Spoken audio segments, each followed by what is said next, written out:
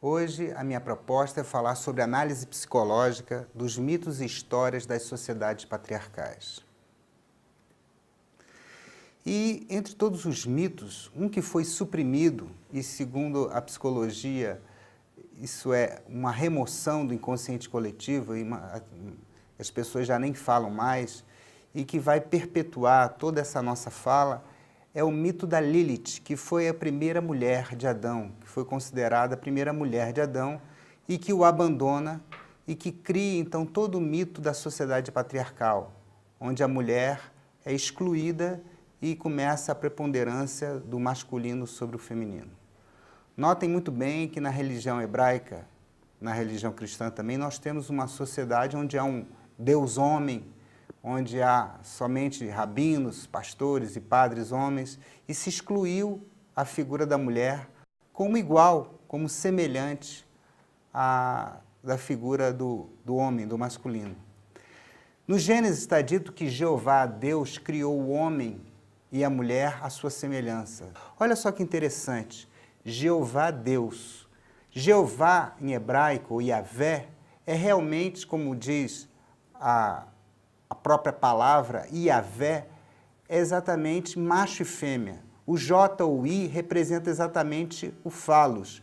E o V, tanto na religião hebraica, ou seja, na escrita hebraica, como até na nossa escrita arábica, o V representa o feminino, representa a ione feminina. Então, Yahvé nada mais é do que a representação do masculino e do feminino, ou seja, do primeiro andrógeno que foi criado. Adão foi criado primeiramente como um andrógeno.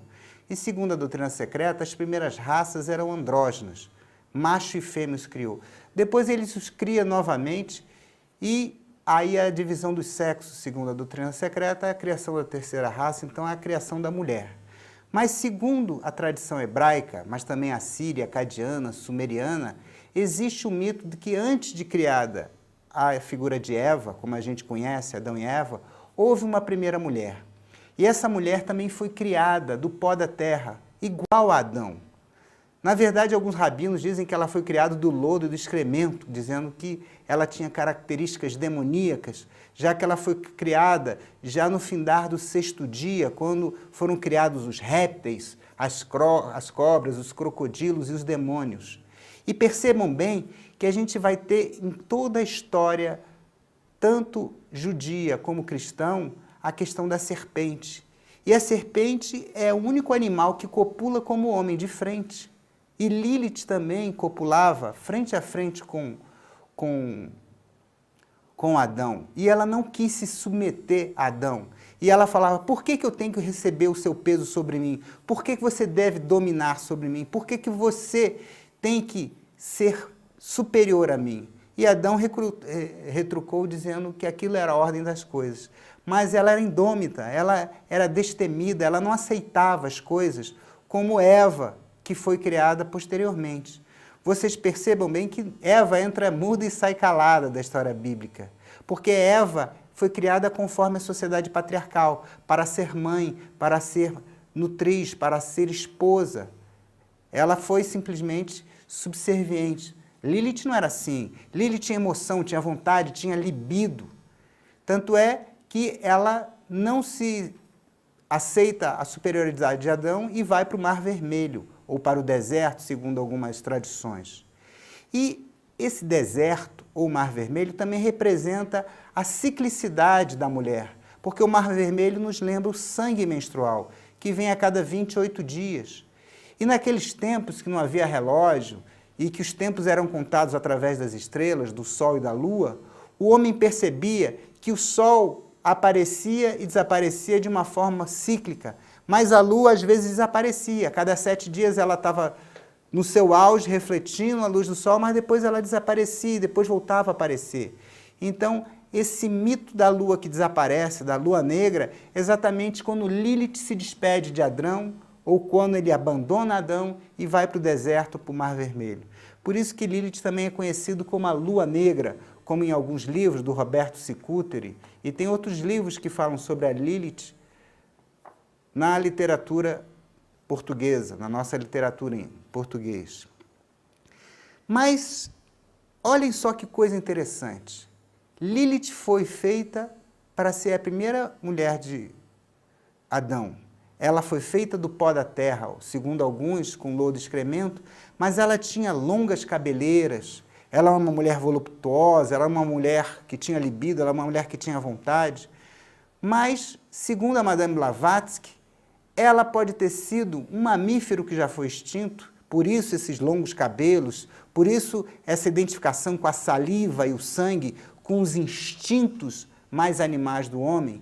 E talvez aí a gente tenha a dica, a primeira indicação de que a culpa era do homem. Ou seja, a sociedade patriarcal foi criada exatamente em função do que o Adão macho copulou com uma fêmea de um animal extinto, provavelmente um mamífero herbívoro, e daí se deu a criação dos símios, dos macacos, dos gorilas. Então, nós temos aí o nascimento dos macacos através de um acidente da evolução. Então, segundo a Madame Blavatsky, na Doutrina Secreta, não foi o homem que veio do macaco, segundo a concepção de Charles Darwin, ou seja, uma concepção evolutiva do darwinismo, mas sim o homem já dotado de fala, já bastante adiantado, que copulou através de um acidente ontogênico e criou os macacos, ou seja, isso não estava no script da criação. Então, os macacos, os símios, os gorilas, os orangotangos, eles são seres que vieram do homem, e não o homem que veio do macaco. Então, talvez aí a gente tenha a indicação de como nasceu o mito da Lilith. A Lilith também é conhecido como espírito maligno, um demônio, uma mulher que vem provocar mal às mães, às nutrizes, e que ataca os homens. Se dizia que a mulher que estava para dar filhos, ela tinha que se proteger contra a Lilith. Então, se vê em vários museus amuletos que protegem da Lilith, não é? Se invocam anjos para evitar que a Lilith ataque as crianças, porque Lilith está repleta de vingança, porque ela abandona Adão e vai morar no deserto, e diz que aí ela se torna esposa de Samael, o diabo. Então Lilith e Samael vão começar a gerar uma série de filhos, que são, dizem, 100 demônios por dia, são os Lilim. E esse nome Lilith está muito ligado também com Laila, que é a noite em hebraico. Então, quando se diz boa noite em hebraico, se diz Laila Tov. Então, Lilith tem a ver com Laila, com os Lilim, tem a ver com as lâmias, tem a ver com a Hecate, tem a ver com Perséfone, que é levada para o inferno, tem a ver com uma série de tradições de uma sociedade que de nômade passou a uma sociedade agricultora, porque essa sociedade de agricultura dependia dos astros, dependia dos equinócios, dos solstícios, dependiam da lua, porque a lua tem a ver com a emoção, a lua tem a ver com as marés, e a lua tem a ver com o crescimento das plantas, e a lua tem a ver também com a marcação do tempo. Vocês reparem que cada 7 dias a lua muda de fase, a cada 28 dias a mulher tem um ciclo menstrual. A cada 280 dias ou 40 semanas, a mulher concebe um filho. Assim como as vacas também têm exatamente 40 semanas de gravidez, entre 40 e 42. Olhem só como é que tudo é um ciclo lunar. Por exemplo, os judeus, eles tinham um ciclo lunar, não era um ciclo solar para a marcação dos dias. Os dias no ciclo judeu são de 28 em 28 dias. E ao invés deles terem mais um dia bissexto, eles têm às vezes um mês bissexto. Assim os chineses, assim os assírios, os babilônicos também tinham os ciclos lunares como muito importantes para a questão astronômica. Mas na chave para entendimento da Bíblia e de outras escrituras sagradas, nós temos chaves cabalísticas, chaves numerológicas, chaves astronômicas e chaves fisiológicas. E a chave fisiológica talvez seja a mais importante para a gente analisar o mito da Lilith, porque a chave fisiológica nos mostra aí a questão dos ciclos menstruais, da questão do emocional, da questão da própria TPM. Vocês reparem que a cada 28 dias aparece a menstruação, mas antes da menstruação a mulher fica nervosa, irritada, ela pode cometer mais suicídios, homicídios, porque ela fica nervosa. É como se a Lilith regressasse com toda a sua impetuosidade, não é? Na época da ovulação ela fica mais disposta à sexualidade. Isso está assustando os homens de hoje, porque os homens estão percebendo que as mulheres estão ficando independentes, elas estão mostrando a sua vontade, a sua capacidade de dizer sim e não. Então, essa compreensão do mito da Lilith é fundamental para que a gente recupere aquilo que foi removido, aquilo que foi recalcado da consciência universal, dos nossos arquétipos, do nosso inconsciente coletivo. Então, a figura da Lilith, que eu mostro agora, aparece num alto-relevo sumeriano. A Lilith aparece com objetos de poder nas suas mãos. Ela é capaz de dominar os leões solares. Mas reparem os pés da Lilith. Apesar de ser uma mulher bonita, voluptuosa, com curvas lindas, ela tem pés de coruja, pés de aves de rapina, como as corujas que aparecem ao seu lado, mostrando que era uma mulher da noite, uma mulher notívaga, associada às prostitutas, associadas às vadias, associadas aos demônios da noite. Então, ela, como um demônio da noite, ela vinha para assombrar os homens, porque os homens que estavam dormindo e que não tinham nenhuma proteção poderiam ter uma poluição noturna. Então, se dizia que quando o homem tinha um sonho erótico, era a Lilith que vinha como uma figura abrasadora e se sentava sobre o seu peito e o fazia ter um orgasmo devastador. E a própria poluição era um exemplo materializado da Lilith. Então, isso acabou acontecendo e ficou no folclore de várias religiões. Na Babilônia, na Síria, na Suméria, na Acádia e principalmente nos judeus do século XIX. Era muito comum se falar sobre a Lilith. Já no século XX e no século XXI, praticamente não ouvimos mais falar da Lilith. Mas é importante que a gente tenha essa noção, porque a Lilith, na sua criação, como a primeira mulher, ela mostra exatamente o momento em que Adão, ou seja, a humanidade, sai do paraíso. A criação da primeira mulher nos mostra a distância que se criou entre o homem e a divindade, entre o homem e o Deus. E a culpada, por isso, fica sendo a Lilith. Porque com o nascimento dos homens e mulheres separados, a mulher toma a culpa por o distanciamento que existe entre a deidade e o homem. E o preço que ele paga pelo orgasmo sexual é a culpa que ele tem de ser separado da divindade, dele ser expulso do Éden, dele ser expulso do paraíso. Eu vou tornar isso mais claro a partir do momento que a gente tem a noção do nosso crescimento psíquico, quando Freud fala do complexo da castração, e aí vem o complexo da inferioridade, o tabu do sexo, o tabu da virgindade, não é? O sangue menstrual, que no início das sociedades matriarcais era considerado uma oferenda a Deus, se torna um sangue impuro, porque então começam as sociedades que de nômades passaram a agricultoras e pastoris a sacrificar parte dos seus rebanhos. Se sacrificava uma ovelha, um cabrito ou uma vaca, e aquele sangue era oferecido a Deus, porque o sangue da mulher começou a ser considerado impuro. Por isso elas foram afastadas dos rituais, por isso que a mulher não podia ser tocada durante o seu ciclo menstrual. Mas por trás disso tudo existe toda uma concepção, porque toda a concepção judaica está calcada numa vida prática. Por exemplo, as crianças não precisavam ser circuncidadas, as crianças do sexo masculino, porque as crianças estavam na areia. Se você não circuncidasse as crianças, a areia entraria no prepúcio, elas pegariam uma infecção e morriam. Os homens não podiam fazer a barba e se consideravam que existiam 7 regiões sagradas no seu rosto, porque naquela época não existia aparelho de barbear, não existia o aço, não existia o bronze, não existia o ferro. As pessoas faziam barba com um pedaço de pedra amolada. Então elas poderiam se ferir, pegar uma infecção. Lembrem-se que há 4, 5 mil anos atrás não existiam antibióticos. Então era muito mais prático que não se fizesse a barba. Então a gente tem que ter essa noção de que tudo que era prescrito e considerado como uma lei era com um significado higiênico, com um significado fisiológico. Então tinham que haver leis para que as pessoas não se envenenassem com aquilo que poderia ser seu alimento. Essa chave fisiológica é fundamental. E a mulher também é diferente do animal. Quando o animal está no cio, ele está pronto para a reprodução. A mulher não. quando ela está no cio, é que ela já não pode mais reproduzir. É porque o óvulo já está sendo expulso. A mulher só pode ser engravidada antes dela estar menstruada. Então, houve uma modificação.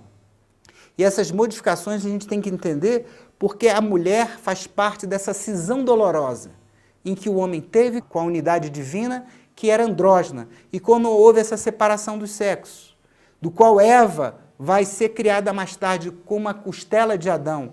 Ela representa, então, o nascimento das raças vertebradas, das raças que têm medula, das raças que têm hormônios, das raças que têm glândulas. Então, já é a terceira raça, a raiz. Ou seja, é a criação de uma raça que já não é uma raça divina, não é uma raça andrógena, como as primeira e segunda raça eram andrógenas. Então, a gente tem que ver que foram criados vários Adões e várias Evas, na verdade, né? Porque Adão e Eva, segundo a doutrina secreta, é a criação de uma raça, não é apenas de uma pessoa. Assim como Jeová e Elohim não são apenas deuses. Elohim quer dizer plural, de deuses, porque toda palavra que acaba com IM é plural em hebraico. Então, Elohim não é uma pessoa, são várias. Na verdade, é uma hierarquia criadora, como Jeová, que nos deu a capacidade de ser tal como nós somos. Então, a gente tem que entender isso como um mito, mas também como aquilo que é a formação da nossa psique. Então, vamos analisar do ponto de vista psíquico, por que a mulher levou toda a culpa por esse distanciamento da unidade, um distanciamento da divindade, de Deus. Por que a mulher levou essa culpa toda? Vamos analisar do ponto de vista da psicologia, da psicanálise, que a mulher, ela é que dá a vida. O templo do espírito, conforme nós entendemos o corpo humano, o lugar mais divino seria o santo santuário, que seria o útero. É o útero que dá a vida, mas é o útero que nos expulsa do paraíso. Quem nos permite a vida é o seio da mulher, o seio que dá de mamar. A criança se vê una com o seio. Ela não se vê diferente. Ela e o seio é uma coisa só. É quase como ela estivesse voltando ao paraíso quando ela está amamentando. Mas aquele seio bom que dá luz, que dá colo, que dá calor, que dá aconchego, é o seio mau, que pode estar ausente quando a mãe vai trabalhar, quando a mãe está na cozinha, quando a mãe está cuidando das outras crianças, e aí é considerado o seio mau, ou seio ausente, ou seio perseguidor, que aparece em muitas imagens aterradoras, do qual os psicanalistas chamam de imagos aterradoras. Ou seja, a mulher tem um útero bom, mas tem um útero que nos expulsa, porque quem sai do útero não é o feto, o feto é expulso no período expulsivo pela musculatura do útero quando chega à idade certa. Isso quando não é feita uma cesárea. Hoje em dia não se espera nem o útero nos expulsar. O próprio homem vai lá e nos tira da barriga da mãe. Mas, do ponto de vista fisiológico, no momento correto, o útero nos expulsaria. Então, a mulher tem um caráter dúbio, um lado bom e um lado ruim. Um lado que cuida, mas um lado que expulsa. Um lado que amamenta, que alimenta, mas um lado também que pode faltar, que pode nos abandonar, que pode nos rejeitar, que pode nos deixar com fome ou abandonado. E, por trás disso, o mito da Lilith, da mulher que abandona o homem, da mulher que quer direitos iguais ao homem, da mulher que é isolada, que vai para um exílio por conta própria no Mar Vermelho, que tem tudo a ver com a ciclicidade da mulher, ou para o deserto, onde a mulher, então, é expurgada do convívio humano e Deus é obrigado a criar outra mulher, Eva, uma mulher subserviente, uma mulher muda, uma mulher calada, uma mulher esposa, mãe, e que vai dar filhos, mas que depois Eva também vai ser acusada. Eva não vai sair impune, porque ela vai dar ouvidos a quem? A serpente. Quem é serpente? Samael Lilith. É a Lilith que volta para dar uma ideia para Eva que deve comer da árvore do conhecimento, da maçã, a árvore do conhecimento do bem e do mal. E novamente Eva toma culpa pela saída do paraíso, pela saída do Éden, porque a mulher é que dá ouvidos à serpente, come da maçã e faz com que Adão peque. Então, o pecado original, novamente, é posto sobre as costas da mulher. É a mulher que toma culpa, porque, novamente, Lilith, que vem como uma cobra, e, novamente, o mito da cobra do animal que se arrasta, que está ligado aos demônios, mas que na literatura hindu é considerado o símbolo da inteligência, o símbolo da Ouroboros, a serpente que morde a própria cauda, que tem a ver com essa androginia original que depois se perde. Na literatura mitológica ocidental, Lilith é considerado a serpente, um animal perverso, um animal que está ligado aos diabos. Percebam bem isso, em algumas figuras aparece a figura da mulher com uma parte de serpente. E olha novamente as sereias, que tem a parte superior como uma linda mulher, mas a parte de baixo é um peixe que engana os homens através de canções, que tenta fazer com que Ulisses se perca na Ilíada, como Circe, a bruxa, como Hécate, como as empusas, como as medusas, como uma série de figuras femininas demoníacas aterradoras, que têm cabelos em forma de fogo, cabelos com víboras, não é? Tudo isso está sempre presente na mitologia babilônica, assíria, né? Na mitologia acadiana e principalmente na mitologia hebraica e cristã. O útero também se chama hísteros. Olha só, a histérica, não é? Freud usou a palavra do útero para denominar uma neurose, a neurose da histeria. Histeria tem a ver com hísteros, porque hísteros é útero. Quando uma mulher vai fazer uma cirurgia para retirar o seu útero, ela faz uma histerectomia.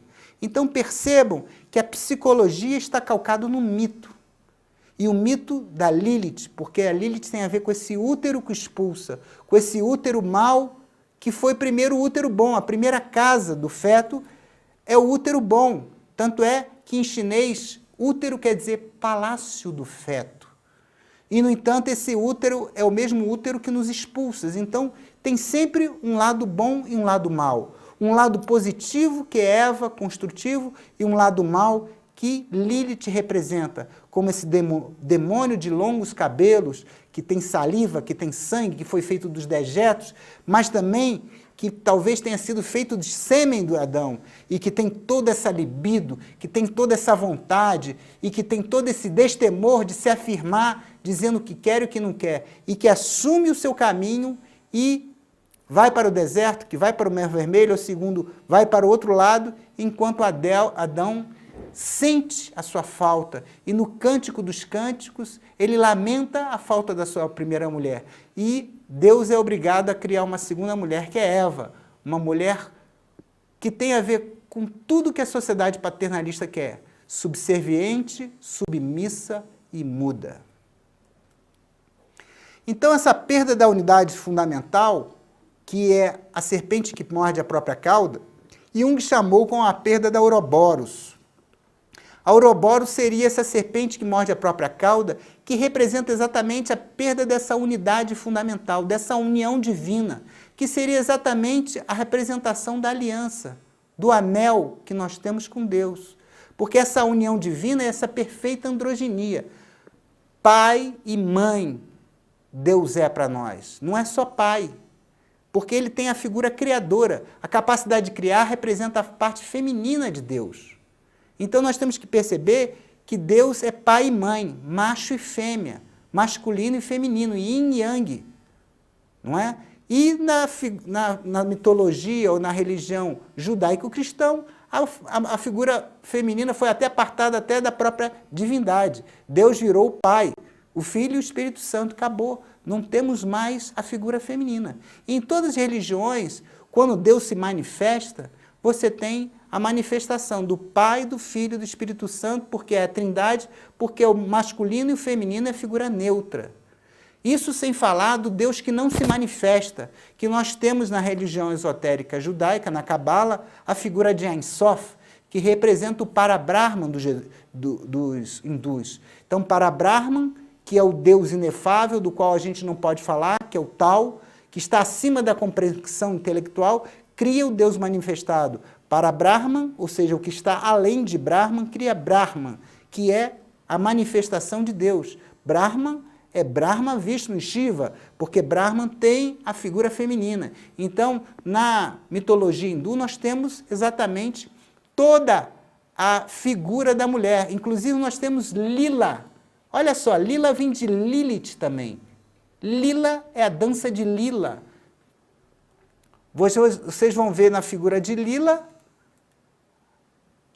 Vishnu dançando a dança de Shiva, ou Lila Nataraja, exatamente mostrando a emoção, a grande alegria da expressão da divindade, que se expressa com alegria, com entusiasmo. É tudo uma grande aventura, uma grande brincadeira para a humanidade e para essa divindade que se materializa, que se expressa como uma brincadeira de uma mulher dançando.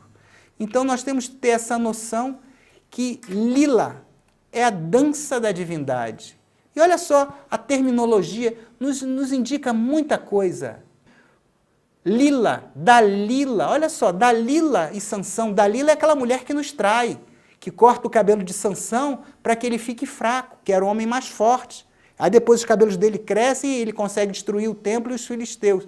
Então, Dalila, Lila, Lilim, Lolita, não é? Lulu. Olha só como é que essas mulheres aparecem na literatura, nas óperas, sempre como uma mulher traidora, uma mulher que é capaz de fazer com que o homem se perca do seu caminho. A Lolita de Nabokov, aquela adolescente exuberante que faz com que aquele homem já amadurecido esqueça da sua família, esqueça da sua mulher e entre numa aventura louca. E ela acaba morrendo na hora que vai dar um filho. Olha só como Nabokov acaba punindo a Lilith, que vai fazer com que o homem se desvie do seu caminho traçado pela sociedade paternalista.